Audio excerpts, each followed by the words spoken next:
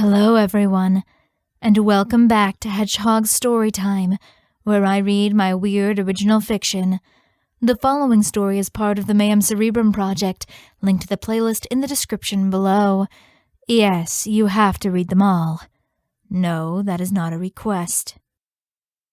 So every once in a while, 9 times out of 10, I will write stories down in a notebook and then I will transfer them into my computer, and that's kind of how I edit them as I go as well. Every once in a while, if I want a story to feel very floaty and very not like grounded, I tend to just type them up in my computer and just type them as fast as I can with no regard for what I'm typing, and it lends them this weird sort of quality. And I did that for this story because I thought it would help. So without further ado, this is If You Hate My Long Titles, Don't Blame Me, Blame Fall Out Boy. So where does Cowell go when he just kind of takes off? Cindy asks Flora one day as they're cleaning tables in the Smiling Goat. Flora just scoffs. Beats the shit out of me. She shrugs, shaking her head. There's a lot of other Smiling Goats around. It's a franchise, you know. Cindy chuckles at the impression. He probably goes to check on those, I suppose, though I wish he'd give me more warning when he's leaving. Hello, all! A familiar voice rings out from the doorway, and both women tense slightly. Oh, when he's coming back. Cowell loafs in, grinning in that unnerving way of his. He pauses once he takes a few steps in, glancing back and forth between the two of them. Are we upset at me again? Of course. What for this time? Just the usual. Cindy sighs. We never know when you're going to be here or when you're going to be gone. Cowell chuckles, placing the box he's been carrying gently behind the counter. Well, that's not very fair now, is it? He spins around, leaning back towards them. Cindy comes and goes as she pleases. Flora puts her hands on her hips. But she always gives notice. Well, I never really know when I'll be back, do I? Duty calls, after all. What duty? To all the regulars across the cosmos? Flora is actually getting a little frustrated by now, as most are wont to do when Cowell is involved. But he just smiles, as he always does. Something like that. And there is nothing more said about it.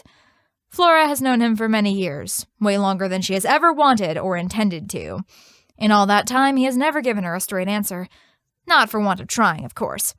Eventually, she gave up. Kuro didn't understand her nosiness, so she thought that maybe it was a her problem. But now that Cindy's here, the flame has risen once again. Cowell doesn't begrudge her this. She has a right to know as his manager, even if he'll never tell her. It is true, a lot of what he does is check in on his various bars, pubs, speakeasies, and sake carts across the cosmos. To anyone else, the pattern may seem entirely random. In reality, it is anything but. He is always exactly where he needs to be. Wherever there's a deal to be made, a story to be told, he is there. He has been to many places, and will be to many more in the future.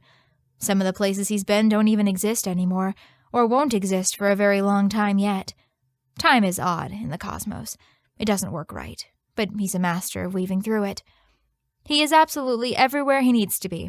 Without fail, he considers it a skill of his. Omnipresence. It infuriates everyone around him and amuses him to no end. They laugh about it together. Sometimes. To anyone else, Cowell is playing. But in reality, he's working. He's always working, really. He practically never stops. Someone needs to keep the sand in the box, after all, because those who are playing in it sure don't seem to be interested in maintaining it themselves. And so he does, back and forth, story to story, world to world. He is always there, always ready to push or pull in just the right direction. It used to be very mechanical to him, cause to effect and back again. He just needs to say the right thing, give the right amount of information. But over time, his thought process has changed.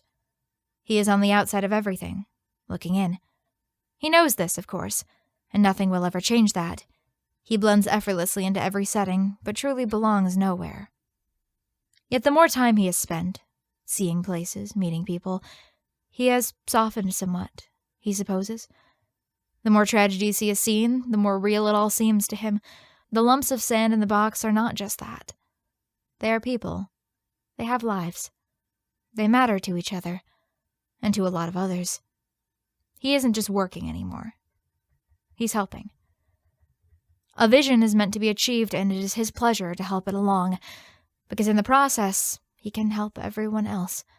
He will do a lot of evil.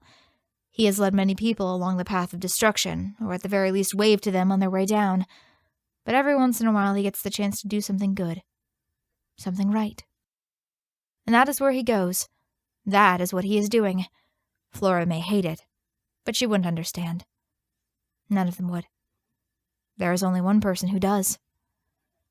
There is one more place he goes, in between the bars and the stories and the many, many worlds that spin throughout the cosmos. Deep down, in the dark, in the very center of the other, of everything, there is a room. Its walls drip with condensation down the cracked stones, the hiss of the occasional lamp the only sound to break the silence. In the center of this room is a cell. The bars are thick and tight together, barely wide enough to fit a single hand through. Most would wonder why it is needed at all, as its occupant is in no fit state to escape, nor would they want to. It's to prevent everything else from getting in. Only 3 know of this place, and Cowell is one of them. He is the only one who comes here anymore anyway. But he does. Whenever he has a spare moment, that is his destination. Because she is waiting for him there. Always waiting for him to come back and tell her another story.